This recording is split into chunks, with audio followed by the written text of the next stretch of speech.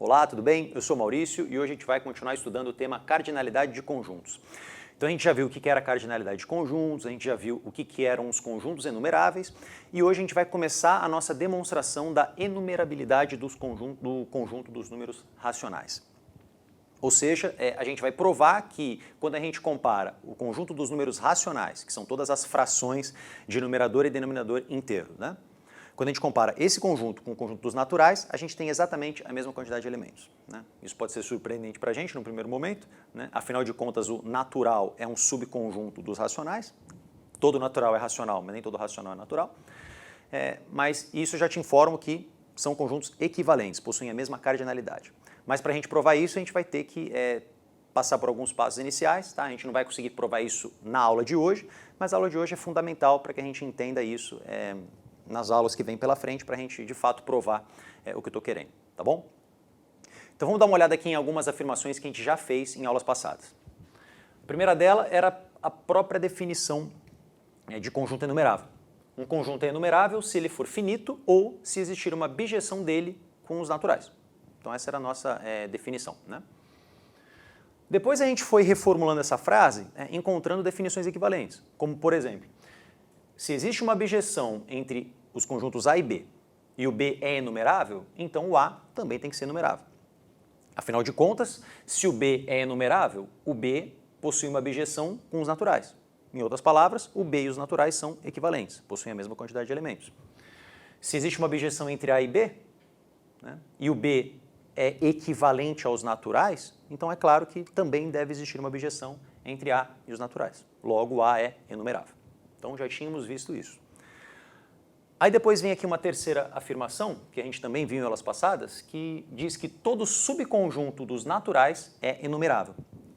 Ou seja, se eu pego o conjunto dos naturais e removo alguns elementos, pensando num subconjunto próprio, isso que sobrou continua sendo enumerável. Tá? Isso a gente já viu. Lembrando até daquela nossa definição intuitiva, um conjunto era enumerável quando a gente conseguia criar uma lista com todos esses elementos. Aí você pensa, pô, se o conjunto dos naturais já é enumerável, imagine então se eu remover alguns elementos. É claro que eu vou continuar conseguindo listar todos esses números. Tá certo? Então foram essas três afirmações que a gente fez. Agora, nessa nossa parte 1 dessa demonstração, eu trago mais duas proposições que a gente ainda não falou, mas que a gente rapidamente consegue ver que são verdadeiras. Tá? Vamos ver a primeira aqui. Todo subconjunto de um conjunto enumerável é enumerável. Consegue perceber uma semelhança dessa afirmação com a de cima? Aqui em cima eu estava falando em especial a respeito dos subconjuntos dos naturais. Agora eu estou falando dos subconjuntos de conjuntos enumeráveis. Agora, se você começar a comparar tudo que está escrito aqui, começar a relacionar uma coisa com a outra, você vai ver que isso é verdadeiro, né? Afinal de contas, um conjunto enumerável é equivalente aos naturais. A gente sabe que um subconjunto dos naturais é enumerável. Bom, se o conjunto B é enumerável, então ele é equivalente aos naturais. Um pedaço dos naturais é enumerável. Logo, um pedaço do B também tem que ser enumerável. Legal?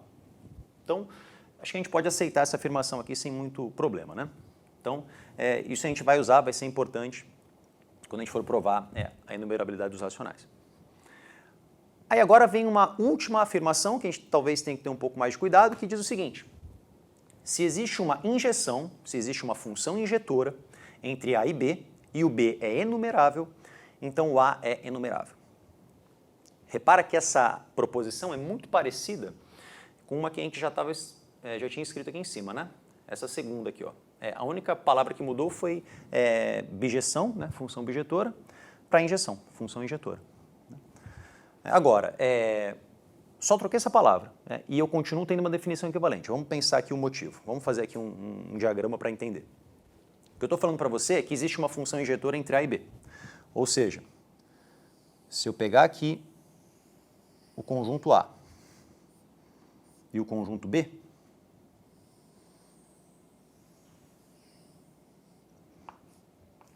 colocar aqui alguns elementos de A e alguns elementos de B. Então a gente sabe, né, no caso aqui a gente conseguiu encontrar uma função injetora entre A e B. Ou seja, para dois valores distintos dentro do conjunto A, as suas imagens sempre vão ser distintas. Então, digamos que essa F seja injetora. É claro que toda função bijetora também é injetora, mas nem toda injetora é bijetora, né? Eu fiz aqui uma função que é injetora, mas não é bijetora. Ou seja, alguns elementos do B não foram, digamos assim, utilizados nessa função F. Tá? Então, função injetora entre A e B. Mas a gente está falando aqui que esse B é enumerável, ou seja, o B é equivalente aos naturais.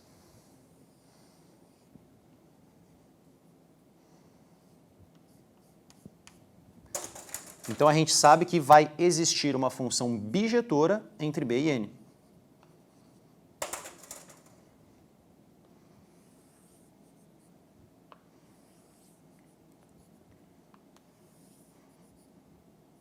Estou representando essa função aqui com a letra G agora. Essa função G, ela é bijetora.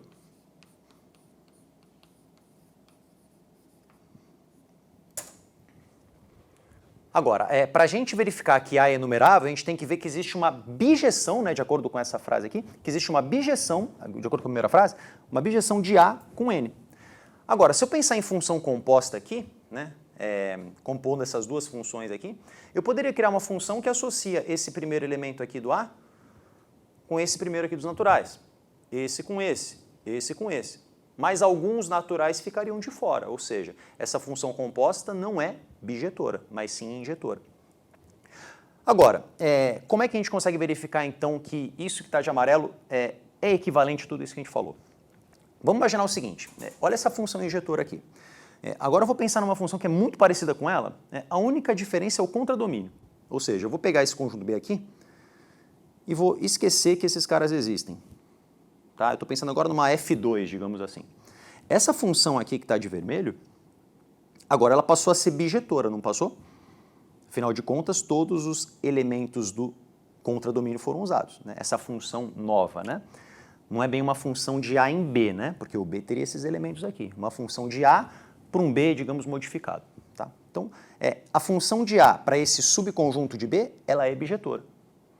Agora, vamos tentar relacionar com o que está escrito aqui. Existe uma bijeção entre A e um subconjunto de B. Só que a gente sabe que, como B é enumerável, um subconjunto de B também é enumerável.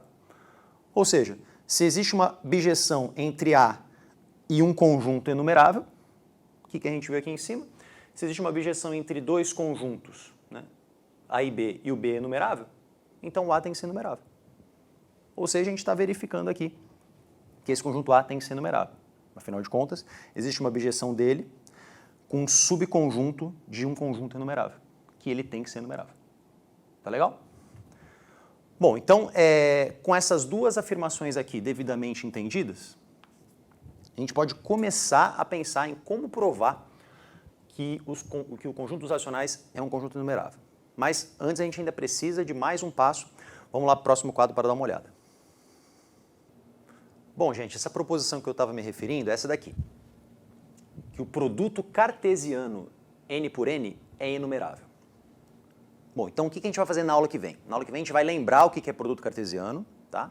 E aí a gente vai demonstrar, no caso, que essa proposição é verdadeira. Tá legal?